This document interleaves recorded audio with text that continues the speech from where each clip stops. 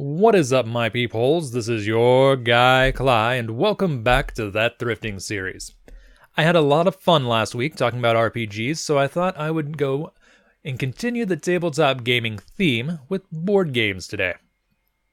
I don't have anything really fancy to say to start this off, so let's just jump right into it. To start, I have some Cards Against Humanity expansion packs.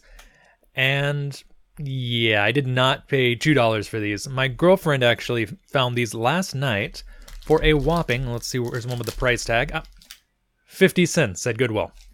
And she ended up buying all three of them, despite the fact that I believe these are all exactly the same. But there's a reason.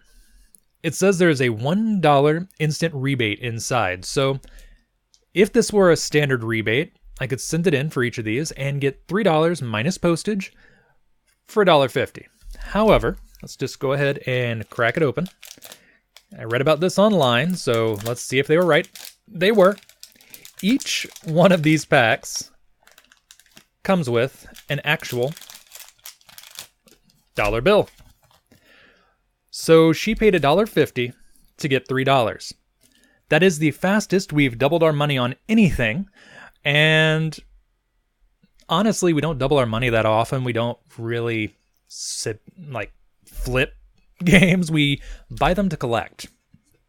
So, yeah. The downside is I stuttered on that last part, but I can't do a take again because one of the packs is now open. So you're going to get the bad take, which is technically the best take of the day. On to the next game. All right, this next item is actually one of the best rated games in our collection. Though we do have Puerto Rico, so it's not the best rated game in our collection. My girlfriend last night found Citadels for a whopping, $3. This is a 7.2 on Board Game Geek, which puts it in probably some of the highest rated games. And if you're thinking 7.2 out of 10 isn't that amazing, keep in mind that a lot of good games are 5.0 and above. 6.0 is considered one that really should make it to the table. And 7 is where most of the really good games sit. It's very rare to get into the 8s and above. So a 7.2 on Board Game Geek. This is all about city building, resource management, and the like. Sadly, I don't know any more than that because we just got our hands on it. I haven't had a chance to even sit down and read the rules. But it is complete, minus 5 plastic gold counters. Whoop-de-doo. Everything that is important is still in the box. We can substitute those gold counters with anything. We're not looking to sell it, so we don't even need the original ones. On to the next game. These next games are victims of what I like to call the tabletop effect. Basically, if a game appears on tabletop, people go out and buy a copy, bring it to their gaming group, and realize it's not exactly a good fit. At which point they end up in my collection. This first game is Suro. Basically, you take the role of a dragon rider and you lay tiles to dictate both your path and your nearby opponent's paths. It's a fun little game, quick play, and personally I enjoy it. I actually already had a copy, but I couldn't pass it up for $3. It's 100% complete and in amazing condition. In fact, though the box was taped shut, it was done with Scotch tape, so ultimately, no box damage. I need to take some time to remove that, but it'll be nice and quick. The next game is Elder Sign. Now, in this game, you are taking on the role of investigators trying to thwart the minions of Cthulhu and the other elder gods. It's a nice little cooperative game. In fact, I like it so much, I already have a copy. You can see it over there on top of Planet Steam. Mine actually has expansions, but at $5, I couldn't pass it up. And I just realized the top of the box is on upside down. That's going to drive me nuts. I'm going to change that before I put it back on my trade shelf. It is a dice rolling game, so if you don't like chance, that's probably why you're not going to enjoy this game. But outside of that, it is a lot of fun, and I actually suggest it. On to the next item. Remember that video I made a little while back about dumpster dive video games? The one where I had all of those PS2, GameCube, and Xbox games? Well, that same night, I don't remember if I told you this, but I found somebody's board game collection. In fact, I think it was the same person's board game collection. Sadly, the majority of what I found was Scrabble, Monopoly, and other standard family game night fare. But one interesting thing I did find was one of the base set boxes for the Lord of the Rings living card game. And wow, it was a bad idea to show the in shrink version. That's right, it is still in shrink. Somebody bought this for $40. I can't tell if it's actually visible in my viewfinder. They paid $40 for it, never opened the shrink, and tossed it. And I think what happened was the person was like, oh yeah, I'm a big board gamer, despite being mostly a casual gamer. And one of their more hardcore hobby gamer friends bought this for them. I'm not insulting anyone who likes family game night games. Gamers take all types. But this was definitely not their speed based on the fact that it is still in shrink. Regift it, man. Give it to somebody who would appreciate it. Don't just toss it. Unless I'm going to be in the dumpster the same night, then please toss it. But this is one of the few times I have dumpster dived board games, and probably the best dumpster dived board game I have. On to the next one.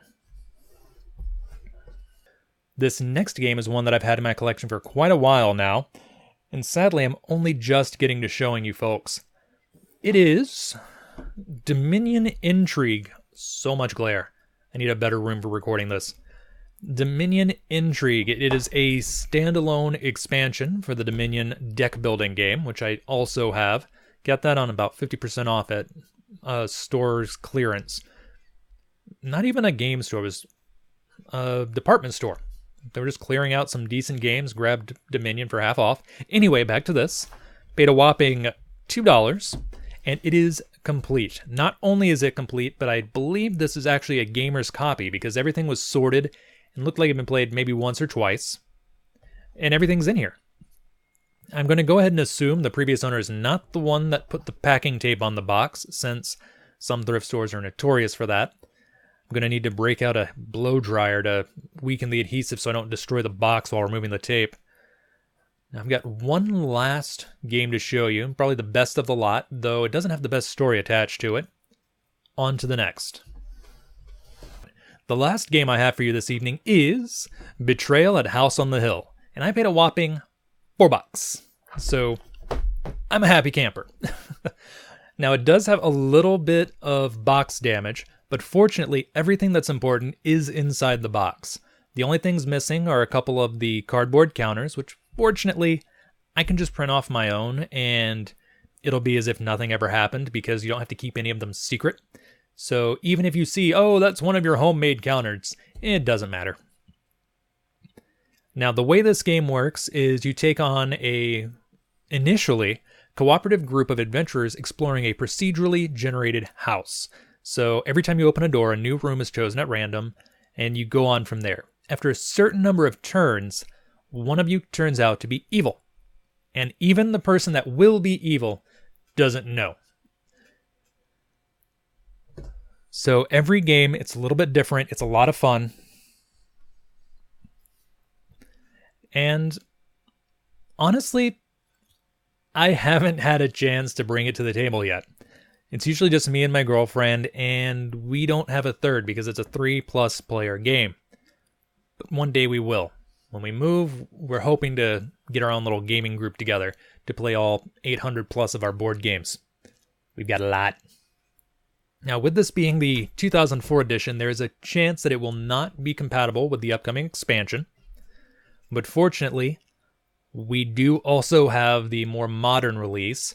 We get it on half price day on Amazon, so that was a lot of fun. And yeah, that's really all I have for you today. If you're new to my channel, feel free to subscribe if you want to see more thrifted stuff, be it board games, tech, RPGs, and the like. I've also got a few other things coming. I've got some product reviews and even a tutorial in the works.